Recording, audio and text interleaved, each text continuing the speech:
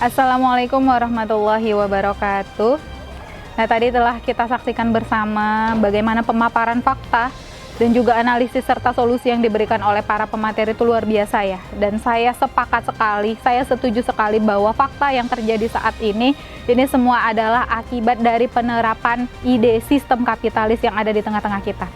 Jadi apapun yang dikeluarkan undang-undang untuk menyelesaikan masalah remaja ini malah semakin membuat masalah baru atau bahkan masalah yang lebih besar. Maka dari itu saya sangat setuju sekali dengan solusi yang disampaikan di acara tadi. Masya Allah, luar biasa, bahwa hanya negara lah satu-satunya yang bisa menyelesaikan permasalahan ini. Bahkan hanya khilafah lah satu-satunya solusi yang bisa menyelesaikan benang kusut yang telah terjadi ini. Karena apa? Karena ketika menyelesaikannya dengan pikiran manusia yang tadi dikatakan ya, bahwa agar anak-anak tidak hamil di luar nikah, agar tidak terjadi penularan seks bebas, ini nih edukasinya, kita kasih edukasi alat kontrasepsi kepada siswa, dan itu ternyata sangat merusak. Karena apa? Karena siswa kita akan semakin penasaran, mereka memegang langsung dan mengaplikasikan langsung, na'udzubillah min dzalik. Maka perzinahan akan semakin besar, perzinahan itu akan semakin membludak pastinya. Jadi saat ini, termasuk masalah ini yang terjadi di tengah-tengah kita saat ini, itu diselesaikan dengan syariat Islam. Nah, itu saja. Terima kasih. Wassalamualaikum warahmatullahi wabarakatuh. Assalamualaikum warahmatullahi wabarakatuh. Permesa Muslimah Deli, hari ini kita telah melaksanakan satu agenda, yaitu bincang hangat dalam rangka kita menolak PP nomor 28 tahun 2024 yang hari ini lagi viral, karena pemerintah gila-gilaan mau bagi-bagi kontrasepsi ke remaja atau pelajar. Dan kalau kita lihat, PP ini syarat dengan kapitalisme, sekulerisme, dan liberalisme. Jadi PP ini sebenarnya dalam rangka untuk menyelesaikan problem-problem yang lahir dari ideologi kapitalisme, sekulerisme yang menjunjung tinggi yang namanya kebebasan. Dan dalam hal ini adalah kebebasan berperilaku, yaitu kebebasan untuk melakukan seks bebas. Nah, ketika mereka itu menjunjung tinggi kebebasan atau seks bebas ini, maka mereka dihadapkan ke dalam berbagai problem, yaitu hamil duluan, kemudian aborsi, belum lagi penyakit kelamin akibat adanya seks bebas ini. Nah, sehingga mereka itu menetapkan, atau kapitalisme yang sekuler ini yang menjunjung tinggi kebebasan ini itu menetapkan agar seks yang dilakukan oleh para remaja ini dalam kondisi aman, maka perlu mereka dibantu, ditolong dengan menggunakan alat kontrasepsi. Jelas ini bertentangan dengan Islam. Kalau di dalam Islam tentu hal ini tidak akan terjadi. Karena di dalam Islam yang namanya perzinaan itu sudah diharamkan.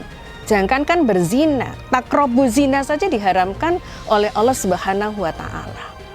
Dan kalau ini benar-benar terrealisasi di dalam kehidupan hari ini di negeri kita, maka luar biasa bahaya dan kerusakannya terhadap generasi kita. Nah, generasi kita hari ini itu adalah harapan bangsa kita, harapan umat Islam, maju mundurnya peradaban kita itu sangat bergantung kepada kualitas generasi kita. Tapi kalau hari ini generasi kita disibukkan dengan urusan seks, kemudian bagaimana mengamankan seks bebas mereka, maka generasi kita akan hancur. Ketika generasi itu yang melulu di dalam pikirannya adalah seks, maka mereka tidak akan bisa berpikir lebih daripada itu, apalagi memajukan sebuah bangsa. Karena seks itu kalau di dalam Islam, kalau dikatakan seks bebas itu kan, nah ini kan kehinaan, ini adalah kehancuran, ini adalah pengerusakan moral. Nah, jadi anak-anak kita, generasi kita itu tidak akan menjadi generasi yang berkualitas, generasi yang ke depan itu akan menggantikan kepemimpinan kita, yang akan bisa mereka itu membawa peradaban kita, yaitu peradaban Islam, di tengah-tengah kehidupan ini. Apalagi berjuang ya hari ini, karena yang ada di dalam benak mereka adalah seks, dan seks. Dan ini sesuatu yang sebenarnya sangat menjijikkan.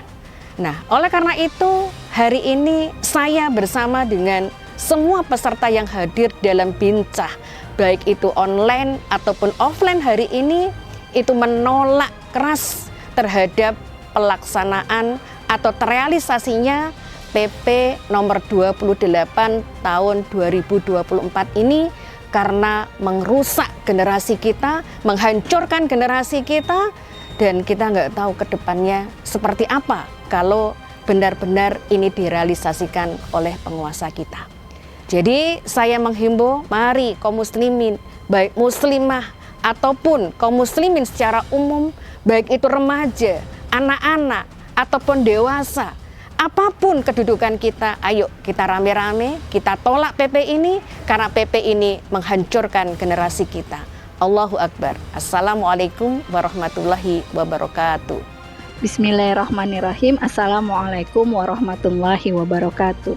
PP nomor 28 tahun 2024 yang merupakan implementasi dari Undang-Undang Kesehatan tahun lalu, ini merupakan agenda hegemoni kapitalisme karena mengandung agenda kesehatan reproduksi yang diinisiasi oleh WHO.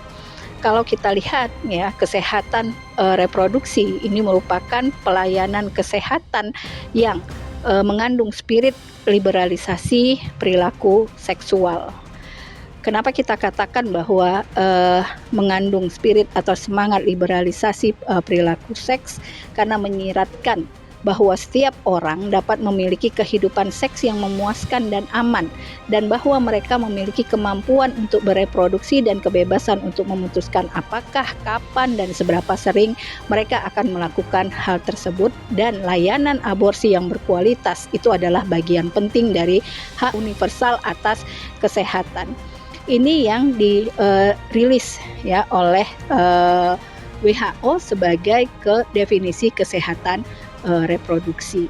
Ini tidak lepas dari pemahaman WHO tentang hak-hak reproduksi itu merupakan bodily autonomy atau otonomi tubuh, yang berarti tubuh saya untuk saya, tubuhku adalah milikku sendiri. Ini tentang kekuasaan dan ini tentang hak pilihan. Ini tentang pilihan dan ini tentang martabat. Nah, inilah yang kalau kita lihat gitu ya, bagaimana WHO sebagai salah satu badan di PBB ini akhirnya mengharuskan ya, dalam tanda kutip memaksa setiap negara-negara yang menjadi negara anggota PBB itu harus meratifikasi kesehatan reproduksi yang diharuskan oleh PBB atau WHO. Maka sebetulnya PP nomor 28 tahun 2024 ini tidak terlepas dari agenda global kapitalisme liberalisme. Karena itu ya, kalau kita lihat ini merupakan persoalan ideologis gitu. Kenapa? Karena sebetulnya ya, agenda kesehatan reproduksi ini sendiri ini sebetulnya merupakan respon kapitalisme atas kegagalannya menyikapi potensi berketurunan manusia. Kalau kita lihat kondisinya, Amerika sendiri ini mengalami ancaman hilangnya generasi pertama dari sisi infeksi menular seksual ya, yang setiap tahun itu meningkat ya, jutaan infeksi baru yang itu terjadi di Amerika Serikat setiap tahunnya. Dan juga bagaimana kalau kita lihat krisis LGBT gitu ya, yang akhirnya membuat krisis demografi di Amerika Serikat. Karena itu gitu, respon kapitalisme terhadap krisis demografi global ini adalah melanjutkan atau mengarusderaskan kesehatan reproduksi yang diharuskan gitu ya oleh WHO.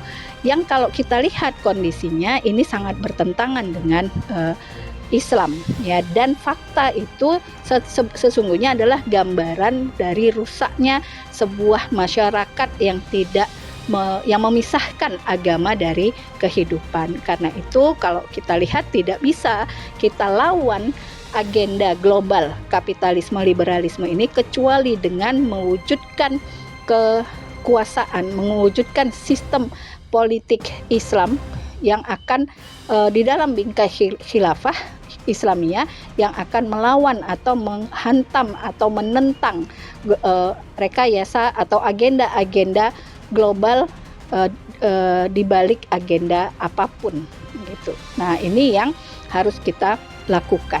Karena itu agenda kesehatan reproduksi yang dia merupakan agenda hegemoni kapitalisme global ini hanya akan bisa dilawan dengan sistem politik di dalam bingkai institusi politik khilafah yang akan bisa mampu melawan agenda global apapun yang bisa merusak kaum muslimin secara keseluruhan.